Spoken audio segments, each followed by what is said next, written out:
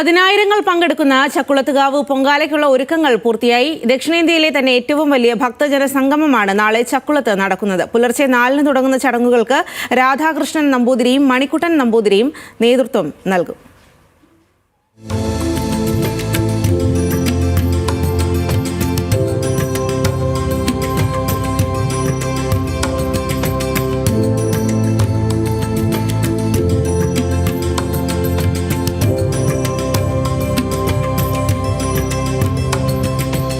പൊങ്കാലയ്ക്ക് ഒരു ദിവസം മുൻപ് തന്നെ ക്ഷേത്രത്തിൽ ഭക്തജന തിരക്കാണ്.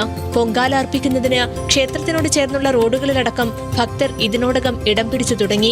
തിരക്ക് നിയന്ത്രിക്കുന്നതിനും പൊങ്കാലയുടെ സുഗമമായ നടത്തിപ്പിനും മികച്ച ക്രമീകരണങ്ങളാണ് ക്ഷേത്ര കമ്മിറ്റിയുടെ നേതൃത്വത്തിൽ ഒരുക്കിയിരിക്കുന്നത്. രാവിലെ അഷ്ടദ്രവ്യ മഹാഗണപതി ഹോമത്തോടുകൂടി പൊങ്കാല ആരംഭിക്കുന്നതും ഏതാണ്ട് 10:30 പണ്ടാരി അടുപ്പിലെ അഗ്നി പകരുന്ന ചടങ്ങോടുകൂടി ഇതിൻ്റെ ആരംഭം കുറിക്കുന്നതും, തുടർന്ന് ഈ പൊങ്കാല മറ്റ് കലങ്ങളുടെ അടുപ്പിലേക്കും അഗ്നി പകരുന്നതാണ്.